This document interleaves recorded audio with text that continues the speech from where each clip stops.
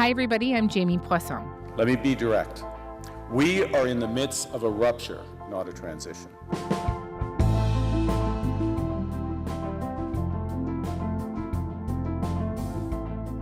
On Tuesday, to an audience of some of the most powerful people in the world, Mark Carney delivered a blunt and extraordinary speech that people are already dubbing the Carney Doctrine. Here are a few lines he spoke from Davos, Switzerland. We understand that this rupture calls for more than adaptation.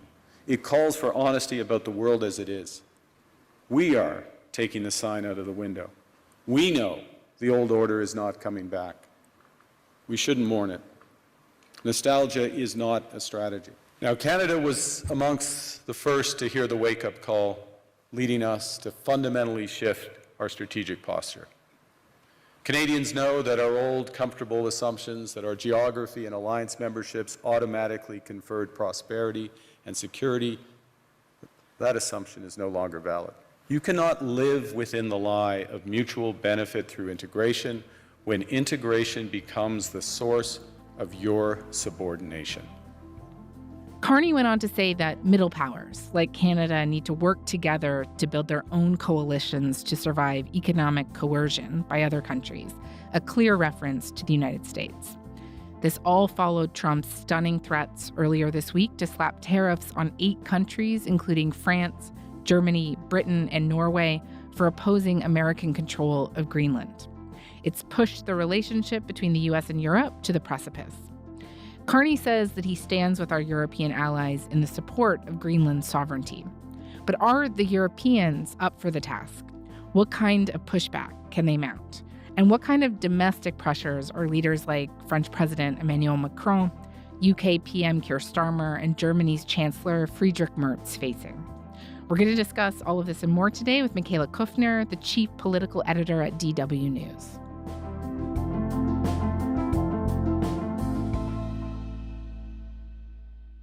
Michaela, thank you so much for making the time.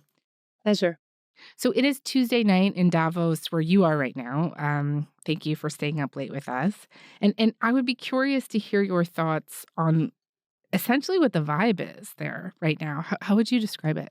Well, I just came back from the opening dinner, and Mark Carney was there, and many other leaders were there, the U.S. delegation that's arrived already. And there is this sense of suspense of what Donald Trump is going to say. I think it was very telling that we heard from Mark Carney today about this close integration becoming a source of subordination. That's also the sentence that I clearly marked from his speech. But we also heard from Ursula von der Leyen, the EU Commission president, talking within the same vein that it's time for Europe to really reinvent itself and stand on its own. Political shocks can and must serve as an opportunity for Europe. And in my view, the seismic change we are going through today is an opportunity, in fact, a necessity, to build a new form of European independence. And we've heard the rhetoric many times before, but I'm getting a historical sense of that there's a realization that the past times have gone and they won't come back. These tariffs that he's threatening to put on these countries in Europe and the UK over Greenland. I wonder if you could just elaborate for me a little bit more on just the kind of pressure this has put on the relationship. I used the word precipice in the intro. I wonder if you would agree with that. Yeah, I guess, look, nobody on the European side wanted that relationship to be significantly damaged. And you could see European leaders almost selling Donald Trump's policies in the past because they knew that they would have to sell any kind of compromise, any kind of acceptance to their own voters. This is what happened on the initial tariff deal in July that many felt was a surrender by the Europeans, who in parts don't impose any tariffs, but in exchange, the US can on many goods, and particularly on steel, like 50%. So that was painful. I think it's great that we made a deal today instead of playing games and maybe not making a deal at all. I think it's I'm going to let you say, but I think it's the biggest deal ever made. Thank you very much. Thank you very much. Congratulations. It's a huge deal. Yeah. Was tough negotiations. I knew it at the beginning, and it was indeed very tough, but we came to good conclusions for both sides. So again, Now, anyone who stands up, who signed off on supporting Greenland, so Denmark plus 7 countries, that includes the major European countries, Germany, France, but also Britain, notably being threatened directly by Donald Trump to be hit with an extra 10% in tariffs, simply because they don't support the US taking control of Greenland, whatever that means in the end. Trump plans to boost the tariffs to 25% in June. He says they will stay in place until the U.S. reached a deal to take over Greenland. So there is no way to soften this to anyone anymore. He just wants it. He will take it. And anyone who's against it will get punished just for their opinion and just for standing up for the principle of non-intervention and of rules-based international order. Yeah. It's the more you think about it, the more shocking it is.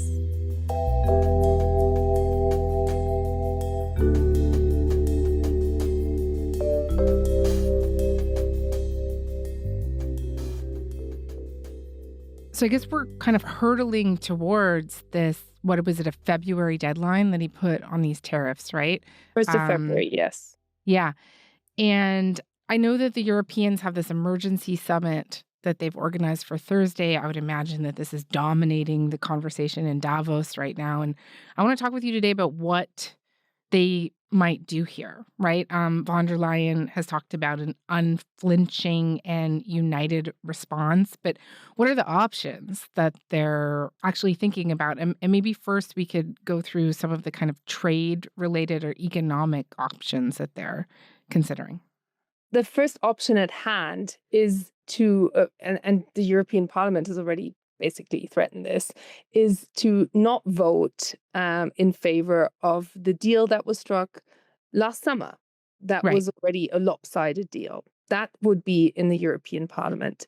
Then we saw Emmanuel Macron, the French president, who likes to be the one who makes that quote from the European side, call for the Europeans to pull out the bazooka, the anti-coercion instrument. Europe has very strong tools now, and we have to use them when we are not respected and when the rules of the game are not respected, by the way. The anti-coercion mechanism is a powerful instrument, and we should not hesitate to deploy it in today's tough environment.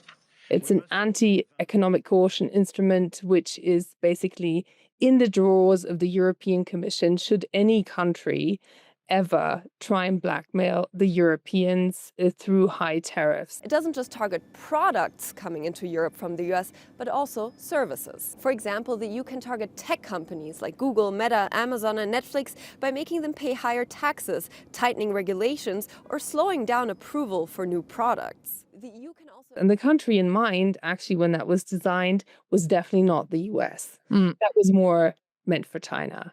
Now, this is something that could be decided on, and we can expect that meeting on Thursday in Brussels amongst EU leaders to take a first step towards that.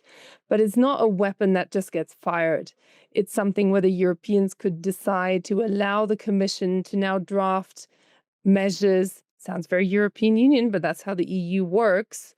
And it basically gives the European Commission a free hand to design any kind of tariff concept, or measures could also include excluding US companies from taking part in any kind of procurement here in the European Union. That could only apply to specific goods and services. The second strength of the bazooka is speed. Unlike other economic weapons like sanctions, the bazooka doesn't need all EU member states to agree for it to go into effect. So there's a whole range that they can come up with or pull out of the drawer, but it was always meant as a threat. Do you have a sense of where other leaders are on this? Are they aligned with Macron on taking this kind of step, or are they sort of pulling back already on it? When you say aligned, I'm trying to think of the last time that European leaders were 100% aligned on anything. No, there is no alignment. And there are the usual suspects like Hungary, who will definitely not take any measures. They don't want to be in the bad books of the United States, and they live a very happy life oscillating between being inside the EU but pretty much against anything that the key countries are in favor of. But there is a sense amongst EU leaders that something has to change, that something fundamental is changing here. And that could mean a kind of unity on standing up to Donald Trump that hasn't been there before. This is going to be a very tense moment. And I guess the overarching question is, what will Donald Trump exactly say? What will he threaten? But also, will he stay on script?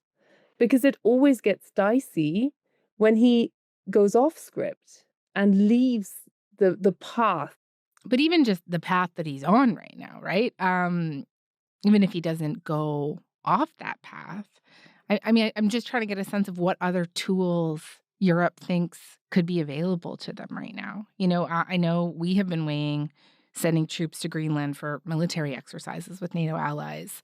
And just what kind of like show of force or military options is Europe and the UK discussing right now? And what would be like the intent of those? It really makes sense looking at it the other way around, what the Europeans have done already, and they can do this within NATO. So this is European countries within NATO, is commit themselves and come up with a plan to, and actually we heard from Ursula von der Leyen, the EU Commission President today, that part of the increase in defense spending at the European level should now go specifically towards Greenland. We will work with the United States and all partners on wider Arctic security. This is clearly in our shared interest, and we will step up our investment. In particular, I believe we should use our defense spending surge on a European icebreaker capability and other equipment vital to the Arctic security.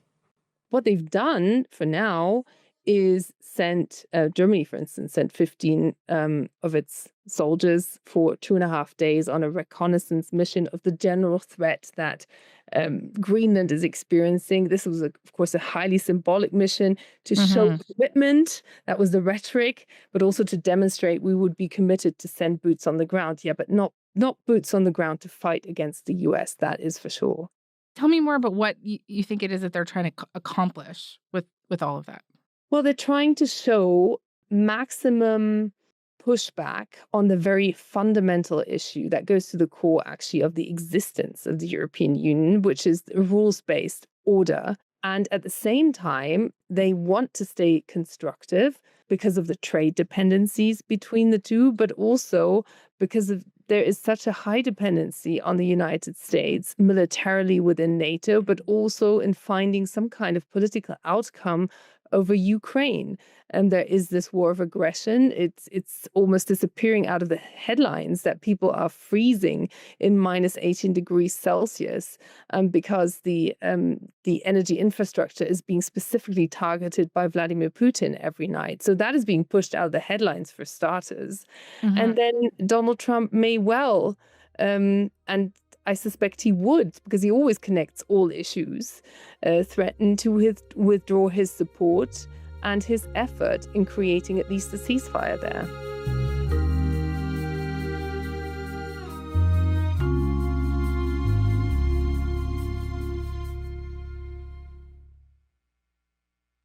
I'm thinking of this text message that Trump posted today, Tuesday. It's a message from French President Emmanuel Macron from earlier this week, and it's pretty deferential. Macron is calling him his friend, starting off by praising what Trump has been doing in Syria and Iran, but he goes on to say he does, quote, not understand what you are doing on Greenland. And Macron offers to convene a G7 meeting and wants to have dinner with Trump. So clearly there are these kind of softer attempts at diplomacy happening behind the scenes, I imagine, at every level here to try and de-escalate this. And so what does the fact that Trump leaked those messages say to you about Europe's diplomatic options here? That communicating with Donald Trump is a very risky business. We've learned that today. The fact that Donald Trump breaks what really is a sacred rule amongst world leaders that you just don't do that you need to have the ability to communicate with each other in confidence, and that you don't just go and post anything you write to him. That means that the channels of communication just became more narrow, because whatever Emmanuel Macron messages him next, or the UN NATO Secretary General or the German Chancellor, could end up as a post, as entertainment. He was asked about his relationship today with Starmer, the UK's Prime Minister, and Macron. I think I get along very well with them. I mean, they always treat me well. They get a little bit rough when they're, when I'm not around. But when I'm around, they treat me very nicely. And at one point, he said about Macron, Emmanuel's not going to be there very long. And that's something that I've heard him say before. And we haven't spoken yet about how weak many of these European governments are at home, and how this could affect their ability to kind of respond with strength to the U.S. right now. So let's start with France. At Davos on Tuesday, Macron said, "We don't give in to bullies," but is he making that statement from a position of strength himself? I'd say he's making it from a position of principle. It's very much the understanding of the grand nation and a leading nation in Europe, but he's he's making it from a position of essentially a lame duck president. And that's also why European partners no longer have great expectations for France taking much of a lead. He's not even able to get a budget through these days. So this is a real problem for the Europeans, that such a central nation has a president where everybody's already just speculating who's going to be next. Everybody really wants to talk about with whoever is next. But it really is a problem if a French president is so weak. The Franco-German engine is supposed to drive the EU, not because there is so much unity between the two countries, but because there is traditionally so much disunity. They often share the same goals, but then want to take opposite directions in getting there. And that's why that in the past has been able to work to join, to get Europeans together. Emmanuel Macron, he does make historic statements. They will definitely be in the history books, but he has very little clout really to convince others. That's different with Friedrich Merz. How is it different? So this is the Chancellor of Germany. In what position does he find himself in right now? Well, he's will be 1 year in office in May, so he's less than a year into his 4-year term. He too faces pretty bad opinion polls back home. He also faces a whole set of regional elections. He has a narrow majority in parliament, but he does have a majority in parliament. And if we were talking about social reform, I think it would be a lot more tricky and a lot more dicey for him to be able to deliver that majority if he needs it. But on the whole issue of Europe, which is so part of the German DNA and something Germans stand up for, he would for sure get a majority in parliament. So I would want to differentiate on the, which issues where he shows weakness. Definitely in leadership outwards. He also enjoys quite a bit of trust in Germany, less so when it comes to the fall of reforms that he promised, and then just passed by with very little reform actually taking place. So, but he's not in a comfortable position. He's facing an uphill battle in regional elections against the far-right Alternative for Germany. So that is something he needs to bear in mind, but he's not under immediate threat.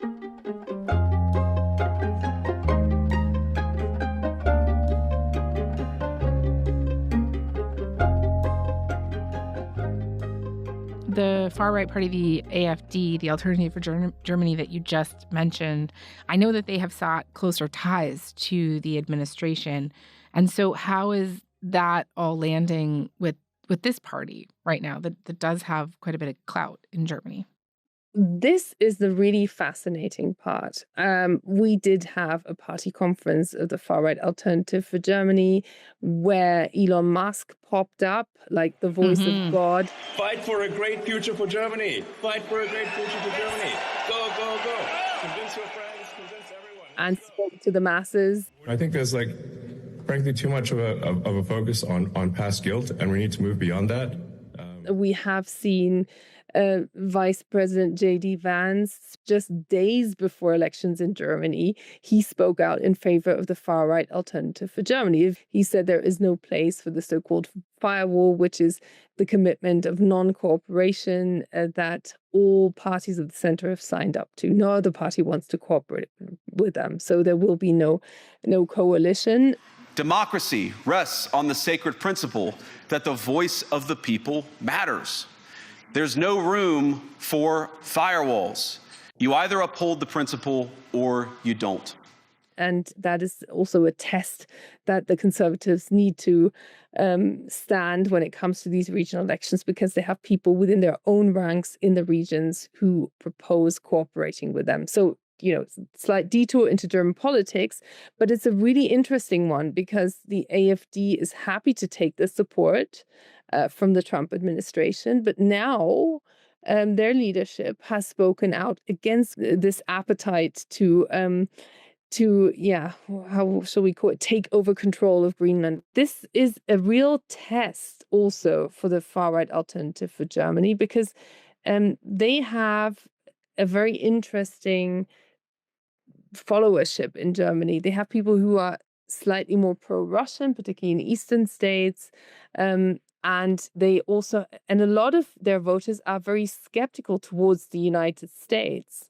So this could really work against them as well. Yeah, it's really interesting. And just briefly, tell me the position that UK Prime Minister Keir Starmer finds himself in. I know that he is deeply unpopular, even within his own party, and that the Reform Party, the right-wing populist party headed by Nigel Farage, have led national polls for months. And how might that affect his ability and his approach to these Trump threats right now? Well, he does face a lot of criticism also from within his own party. His budget really wasn't seen as going very far. He's not very popular because of that. At the same time, he does have an overwhelming majority in the British Parliament for now. So, and he's not an EU member. I mean, he's a very important voice, but he doesn't have a vote within the EU context. But this raises another point. We are shifting away from a joint decision within the EU even. Majorities are more important. This is actually a real evolution within European Union decision-making. And then I've spoken to many leaders who've told me they expect to see different alliances in the future. We already have the coalition of the willing over Ukraine, including Britain, of course. And that we could see new constellations. And this could also extend into the whole question of how business is done in the future. But I just want to predict that if Donald Trump comes out here in Davos with something outrageous again, this is the kind of shock that the EU responds to. And then it can suddenly deliver. The saying, never waste a crisis, it has a really the effect of disciplining Europeans and reflecting on what they really stand for. And no matter who you ask, even the far right in the European Union believes in a rules-based order. So that's a very fundamental question. So we might see a surprise unity on that front.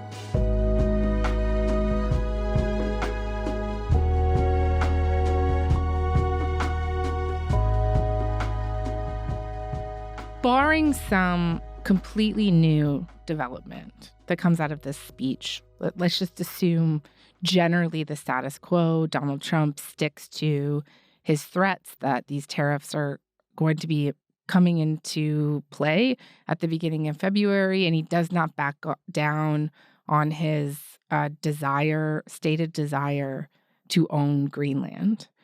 What do you think the most likely outcome of this emergency meeting is going to be from Europe?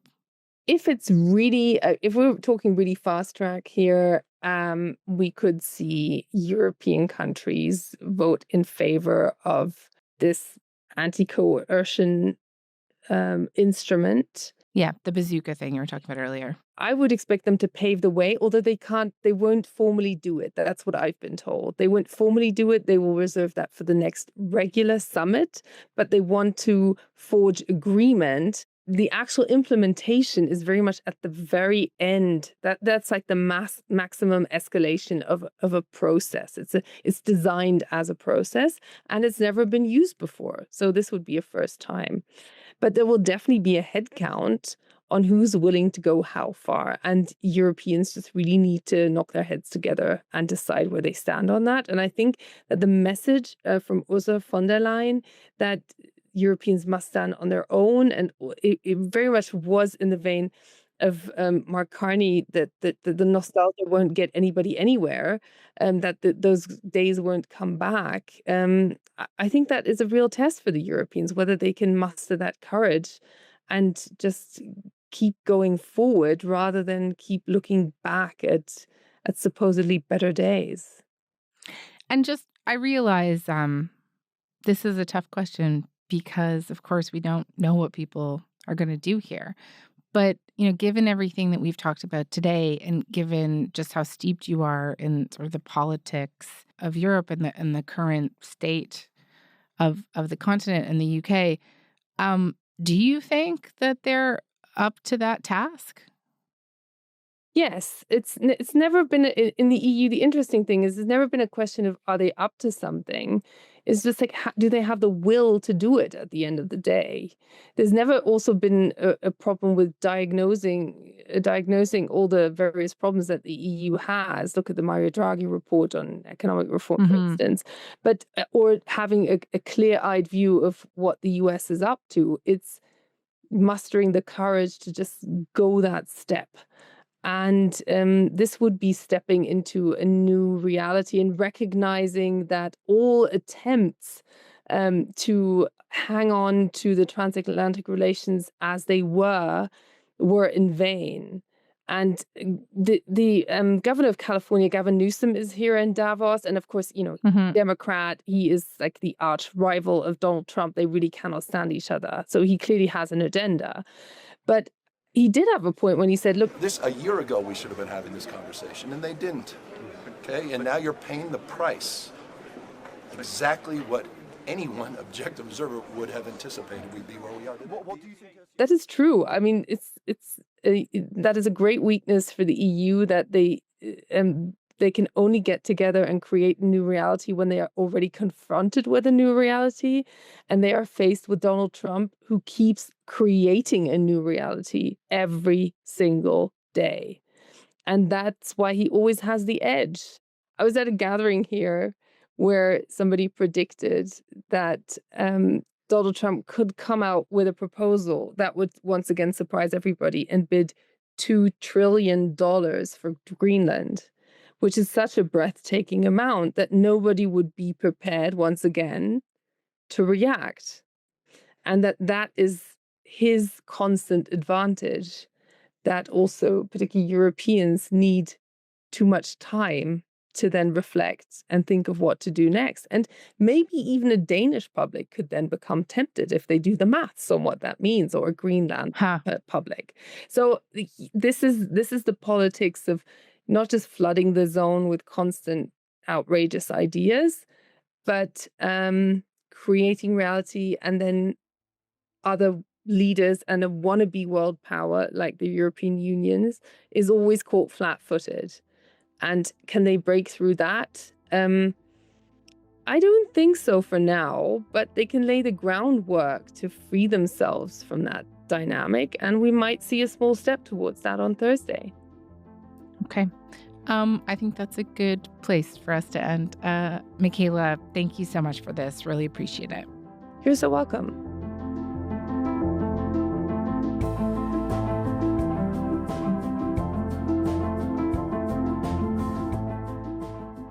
That's all for today. I'm Jamie Poisson. Thanks so much for listening. Talk to you tomorrow.